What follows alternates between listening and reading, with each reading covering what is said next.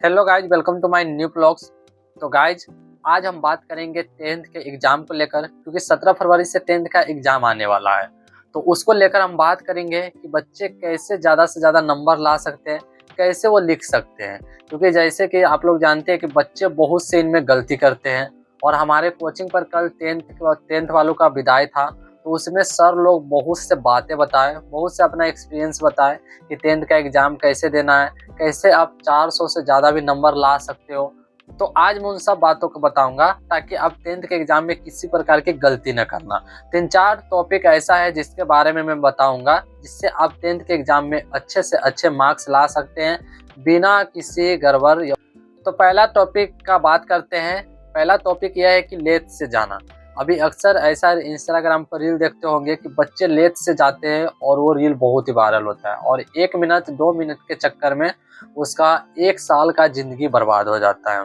तो आप लेट से ना जाए, भले आधा घंटा 1 घंटा पहले सेंटर पर जाके पहुंचे रहे, जहाँ भी सेंटर हो वहां पर जाके पहुंचे, बट लेट से कभी ना जाए। भले लिखने में 2 सवाल छूट जाए, 1 सवाल छूट जाए, बट लेट से कभी ना जाए। तो याद रखना कि हमें अपने एग्जाम के दिन हमेशा आधा से 1 घंटा, भले 3-4 घंटा पहले भी जा सकते हैं, बट लेट नहीं होना चाहिए, क्योंकि 1-2 मिनट से लोग अपनी जिंदगी का 1 साल बर्बाद कर देते हैं। अब दूसरा है कॉन्फिडेंस रखना। अब देखो, ऐसा भी आप कभी सुने होंगे कि बच्चे बहुत पढ़ने में तेज थे, क्लास में अपने क्लास में हमेशा टॉप मारते थे, और फिर भी बोर्ड एग्जाम में उसका कम नंबर आता है। तो ऐसा इसलिए होता है कि अपने ऊपर कॉन्फिडेंस रखना पड़ता है एग्जाम में, क्योंकि देखते होगे जो ज़्यादा पढ़ा हुआ रहता है ना, वो ज़्यादा उबलता भी है, और ज़्यादा उबलता है तो उसी का एग्जाम में जाकर नंबर कम आ जाता है। तो आपको अपने ऊपर विश्वास रखना है, जो सवाल पढ़े हो उसी को अपने मन से बना के रखना है,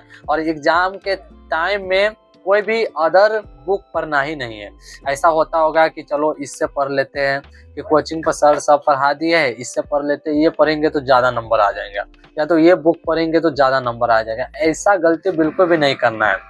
आपके टीचर जो फेयर कराए हैं, जो सिलेबस का फेयर कराया है, उसी में से आप याद करना, बाकी अदरवाइज दूसरे जगह से कहीं से नहीं देखना। तो इसी के कारण जो है बच्चा का रिजल्ट गड़बड़ा जाता है। वो कॉन्फिडेंस नहीं रख पाता है, वो सोचता है कि इसमें से याद कर लूंगा तो इसमें से और नंबर आ जाएगा, इसमें से याद कर लूंगा तो इसमें से और नंबर आ जाता है, और इसीलिए जो उसका नंबर नहीं आ पाता है, और वो जो है वोट बच्चों से भी पीछे रह जाता है। और तीसरा टॉपिक यह है कि पहले जो आता है उसी को लिखो, हैंड राइटिंग बैठा के लिखो, एंड पूरा साफ साफ लिखो। अब देखो होता क्या है, जब आप एग्जाम सेंटर में बैठोगे तो वहाँ पर आपके सामने बहुत तरह के सवाल दिखेगा जो आप पढ़े हो, ऐसा भी सवाल होगा जो आप नहीं भी पढ़े हो। तो आपको ये नहीं है कि आप जाना एग्जाम सेंटर में और बैठ के सीधे लिखने लगना। आपको पहले देखना है कि हमें कौन सा सवाल आता है इसमें से।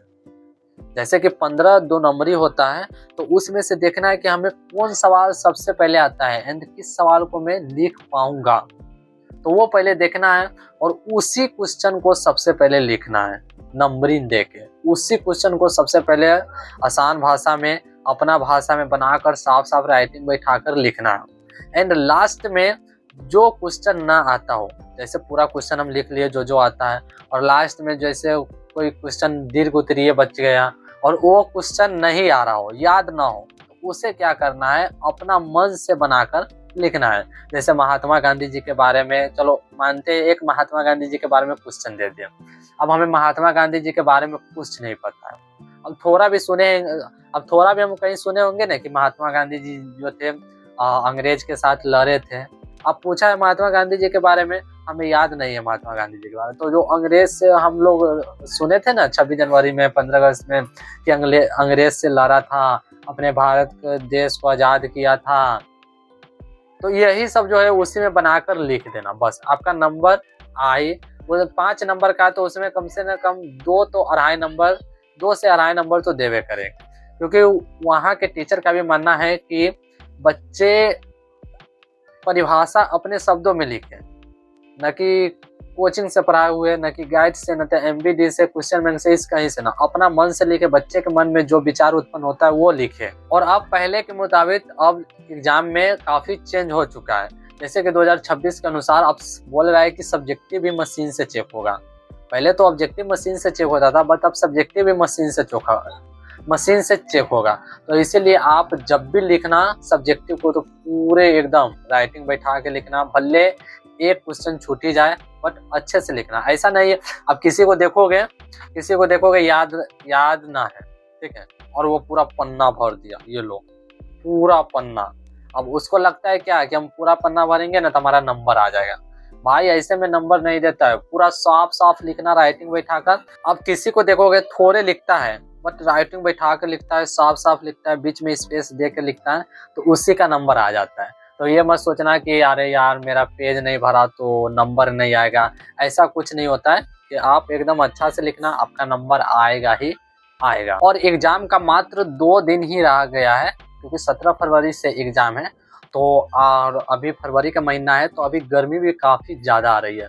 तो आप जब भी जाना अपने सेंटर पर एग्ज़ाम देने, तो आप पानी का एक बोतल रख लेना, क्योंकि आपको प्यास लगेगी ही लगेगी। और अभी धूप है, यहाँ से जाओगे पैदल, रास्ते में धूल कण, इतना गर्मी, तो आपको प्यास लगेगी। और प्यास लगने पर होता क्या है, दिमाग काम नहीं करने लगता। इसलिए पानी का बोतल ले ही जाना, और वो भी ठंडा पानी, ताकि आप पियोगे तो आपका माइंड पूरा रिलैक्स रहेगा और आप अच्छे से लिख पाओगे।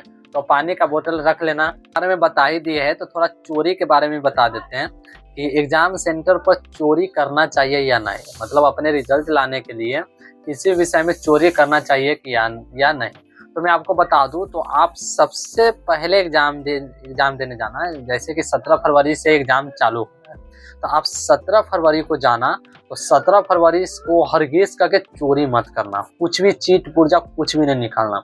अब ऐसा इसलिए तो मैं बताता हूँ कि पहला एग्जाम के दिन हरगिज करके डीएम कलेक्टर ये आएंगे चेक करने के लिए कि कौन बच्चा चीट लाया है, कोई नहीं।